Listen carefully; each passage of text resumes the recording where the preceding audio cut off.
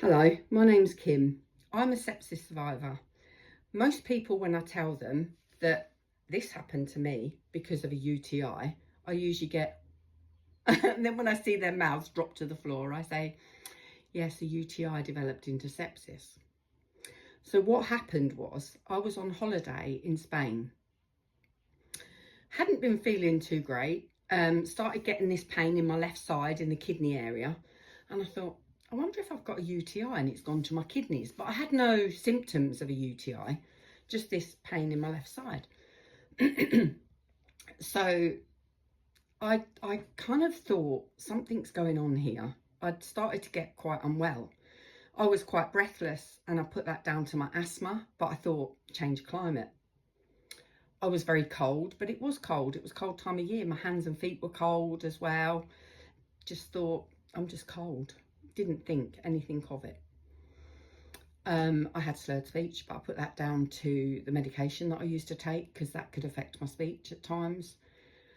I had quite a lot of the symptoms, but I'd never heard of sepsis. I'd never heard of it. So I think I knew it was something a little bit more than just an infection, and thought if I go to the local hospital, that would be better than the local doctors. They'll do more checks. They'll speak more English. How wrong could I be? So I went to the hospital, stood at this little window, said to the lady, "Dolor aquí," which means pain here, and pointed. Stupidly, because I didn't know how to say kidney or urine, I didn't say the word infection. I should have said, "Dolor aquí, pienso infección," I think infection. I can say it. Infección is so similar to infection in English. I knew it, but I didn't say it. Hindsight's a great thing, isn't it, right? So they x-rayed my back. I don't remember them doing it. I don't remember anything other than saying I'd got this pain in my side. Apparently they x-rayed my back and said nothing's broken and sent me away. No further tests were done. No checks, no nothing, no blood pressure, no temperature, no nothing. So the next day, feeling even worse, I went to the local doctors in town. And this time, because I knew that you couldn't get signal in town for using your Translate app, there was no kind of internet, I had Googled or not Googled, but I used my Translate app and I'd screenshot, I think I have a urine infection. Now, I don't remember doing that, but my daughter found it on my phone. And apparently I'd shown the doctor that at the surgery. He'd then tested my urine and he said, yes, you've got a urine infection. Apparently gave me an injection in my bottom. How he managed to get a urine sample, I'll never know, because when you've got sepsis, you don't pass much urine. So that was, that was extraordinary that he managed to get any. He gave us a prescription for antibiotics and my husband took it into the chemist to be told, we don't have any in stock, come back tomorrow. We went home. I apparently went to bed feeling very unwell. And I kind of vaguely remember not feeling well and not eating dinner after he'd said about it. And I woke at 4 a.m. and I thought I was going to die. So there's that symptom. I think I already knew that anyway before, but definitely then, 100%, I had that feeling I was going to die. And I woke him up and I said, come on, you've got to get me to hospital now. So I went in my pyjamas and slippers and dressing gown. And they took me through almost immediately and made him wait in the patient waiting area for a couple of hours. And they came out to him with a big bag of my dressing gown and slippers and jewellery and said to him, she won't be needing these, she could die. They didn't speak much English. He didn't speak any Spanish. And it breaks my heart because I just think, oh my God, he must have been in such a state. He wouldn't have known what to do because he relied on me for, kind of, well, we'll have to go and do this then and we'll have to do that. So he'd gone home. I don't know which daughter he'd phoned, whether he'd phoned one or both. he obviously got hold of my daughter's or daughter, and the other one told the family. They all tried to get flights over.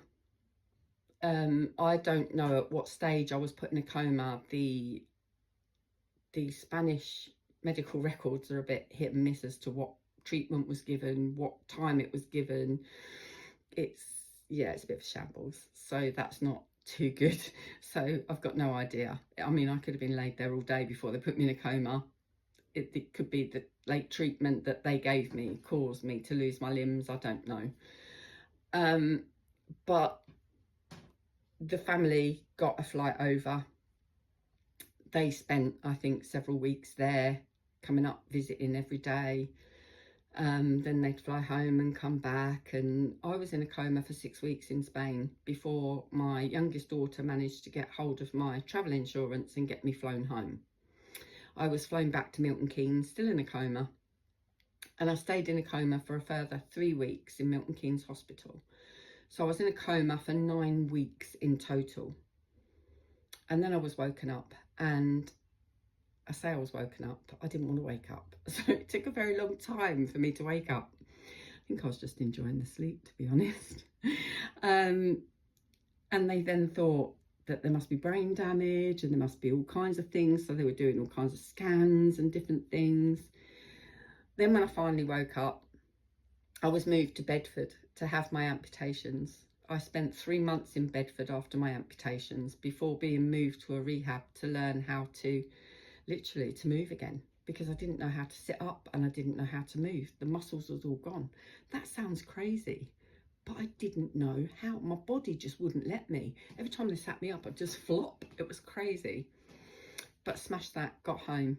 And now I go out and I raise awareness of sepsis. I want my story told. I want you to know that it could happen to you. No one is immune to developing sepsis, because everybody at one point in their life will get an infection. And it's an infection that causes sepsis. That can be viral, fungal, any kind of infection. You could cut your finger, you could have an ear infection, a tooth infection, a UTI like me. UTIs are one of the biggest causes, apparently, of sepsis. Please, please watch out for the symptoms.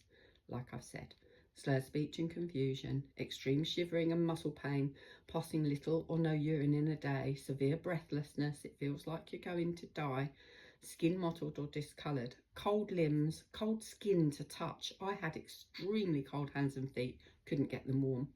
Higher or lower blood pressure than normal, higher or lower temperature than normal.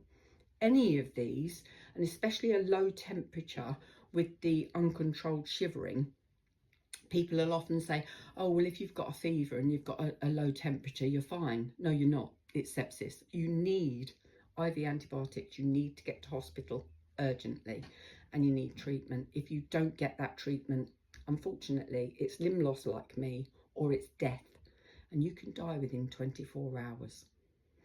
Every 3 seconds, someone dies from sepsis. That's heartbreaking. Daily, I get reports of another person dying of sepsis. It breaks my heart because it's so unnecessary. Getting treatment at the right time will save your life. It's so easy. Just make sure you get the antibiotics. Take care, guys, and thank you for listening. Please share this information with friends and family. Let's stop sepsis. Thank you.